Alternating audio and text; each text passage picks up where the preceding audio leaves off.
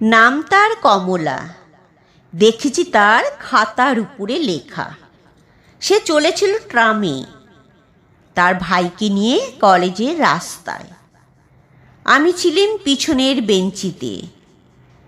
মুখের এক পাশের নিটোল রেখাটি দেখা যায়, আর ঘাড়ের উপর কোমল চুলগুলি খোপার নিচে। কোলে তার ছিল বই আর খাতা।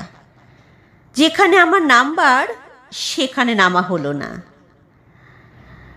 এখন থেকে সময়ের হিসাব করেই বেরোই।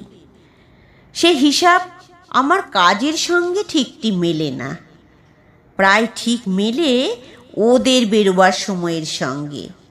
প্রায় হয় দেখা। মনে মনে ভাবি, আর কোনো সম্বন্ধ না থাক, ও তো আমার সহযাত্রিনী। নির্মল বুদ্ধির চেহারা ঝকঝক করছে যেন। সুকুমার কপাল থেকে চুল উপরে তোলা, উজ্জ্বল চোখের দৃষ্টি, নিঃসংকোচ। মনে ভাবি, একটা কোনো সংকট দেখা দেয় না কেন? উদ্ধার করে জন্ম সার্থক করি।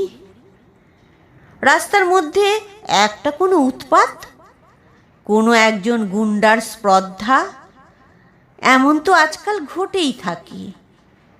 কিন্তু আমার ভাগ্যটা যেন ঘোলা জলের ডোবা। বড় রকম ইতিহাস ধরে না তার মধ্যে। নিরীহ দিনগুলো ব্যাঙের মতো একঘেয়ে ডাকে। না সেখানে হাঙর কুমিরের নিয়ন্ত্রণ, না রাজহাঁসে। একদিন ছিল ঠেলাঠেলি ভিড়। কমলার পাশে বসেছে একজন আধা ইংরেজ। ইচ্ছে করছিল অকারণে টুপিটা উড়িয়ে দিই তার মাথা থেকে, ঘাড় ধরে তাকে রাস্তায় দিই নামিয়ে। কোনো ছুতো পাইনি, হাত নিষ্পিস করে। এমন সময় সে এক মোটা চুরট ধরিয়ে টানতে করলে শুরু। কাছে এসে বললুম, ফেলো চুরট। যেন পেলেই না শুনতে। ধোয়া ওড়াতে লাগলো বেশ ঘোর আলো করে। মুখ থেকে টেনে ফেলে দিলেম চুরট রাস্তায়। হাতে মুঠো পাকিয়ে একবার তাকালো কটমট করে, আর কিছু বললে না। এক লাফে নেমে গেল। বোধ হয় আমাকে চেনে।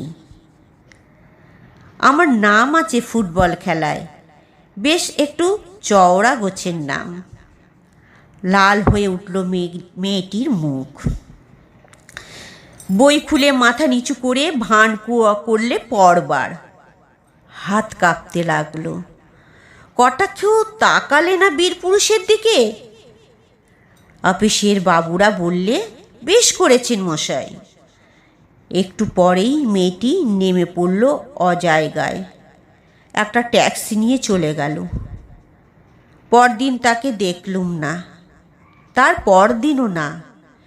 তৃতীয় দিনে দেখি একটা ঠেলা গাড়িতে চলেছে কলেজে। বুঝলুম ভুল করেছি গোয়ারের মতো। ও মেয়ে নিজের দায় নিজেই পারে নিতে, আমাকে কোনো দরকারই ছিল না। আবার বললুম মনে মনে, ভাগ্যটা ঘোলা জলের ডোবা। বীরত্বের স্মৃতি মনের মধ্যে কেবলই আজ আওয়াজ করছে ঠাট্টার মতো। ঠিক করলুম ভুল শোধরাতে হবে। খবর পেয়েছি গরমের ছুটিতে ওরা যায় দার্জিলিংয়ে। সেবার আমারও হাওয়া বদলাবার জরুরি দরকার। ওদের ছোট্ট বাসা নাম দিয়েছে মতিয়া।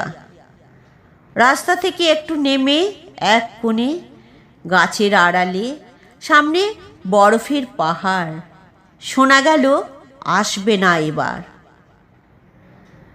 ফিরব মনে করছি, এমন সময় আমার এক ভক্তের সঙ্গে দেখা। মোহনলাল। রোগা মানুষটি, লম্বা, চোখে চশমা, দুর্বল প্রাগজন্ত। দার্জিলিংয়ের হাওয়ায় একটু উৎসাহ পায়। সে বললে, তনুকা আমার বোন, কিছুতে ছাড়বে না তোমার সঙ্গে দেখা না করে। মেয়েটি ছায়ার মতো, দেহ যতটুকু না হলে নয় ততটুকু, যতটা পড়াশোনায় ঝোঁক আহারে ততটা নয়। ফুটবলের সর্দারের পরে তাই এত অদ্ভুত ভক্তি। মনে করলে আলাপ করতে এসেছি, সে আমার দুর্লভ দয়া। হায় রে ভাগ্যের খেলা। যেদিন নেমে আসবো তার দুদিন আগে তনুকা বললে, একটি জিনিস দেব আপনাকে, যাতে মনে থাকবে আমাদের কথা। একটি ফুলের গাছ। এ এক উৎপাত। চুপ করে রইলেম। তনুকা বললে, দামি দুর্লভ গাছ, এ দেশের মাটিতে অনেক যত্নে বাঁচে। জিজ্ঞেস করলেম, নামটা কি? সে বললে, ক্যামেলিয়া। চমক লাগলো। আর একটা নাম ঝলক দিয়ে উঠল মনের অন্ধকারে। হেসে বললেন, ক্যামেলিয়া? সহজে বুঝি এর মন মেলে না? তনুকা কি বুঝলে জানি নে। হঠাৎ লজ্জা পেলে, খুশিও হলো। চললেম টপ শুদ্ধ গাছ নিয়ে। দেখা গেল পার্শ্ববর্তিনী হিসেবে সহযাত্রিনীটি সহজ নয়। একটা দো কামরা গাড়িতে। টপটাকে লুকোলেম নাবার ঘরে। থাক, এই ভ্রমণ বৃত্তান্ত। বাদ দেওয়া যাক আরো মাস কয়েকের তুচ্ছতা। পুজোর ছুটিতে প্রহসনের জবনিকা উঠল সাঁওতাল পরগনায়। জায়গাটা ছোট, নাম বলতে চাইনে। বায়ুবদলের বায়ুগ্রস্ত দল এ জায়গার খবর জানে না। কমলার মামা ছিলেন রেলের ইঞ্জিনিয়র, এইখানে বাসা বেঁধেছেন। শালবনের ছায়ায় কাঠবিড়ালিদের পাড়ায়। নীল পাহাড় দেখা যায় দিগন্তে। অদূরে জলধারা চলেছে বালির মধ্য দিয়ে। পলাশ বনে তসরের গুটি ধরেছে। মহিষ চড়েছে হর্তুকি গাছের তলায়, উলঙ্গ সাঁওতালের ছেলের পিঠের উপরে। বাসাবাড়ি কোথাও নেই, তাই তাঁবু পাতলেম নদীর ধারে। সঙ্গী ছিল না কেউ, কেবল ছিল সেই ক্যামেলিয়া। কমলা এসেছে মাকে নিয়ে। রোদ উঠবার আগে হিমের ছোঁয়া স্নিগ্ধ হাওয়ায় শাল বাগানের ভিতর দিয়ে বেড়াতে যায় ছাতি হাতে। মেটো ফুলগুলো পায়ে এসে মাথা কোটে, কিন্তু সে কি চেয়ে দেখে? অল্প জল, নদী পায়ে হেঁটে পেরিয়ে যায় ওপারে।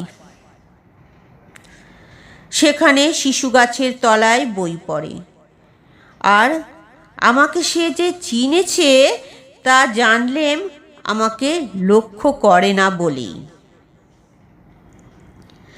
একদিন দেখি নদীর ধারে বালির উপর ওদের চড়ি ভাতি।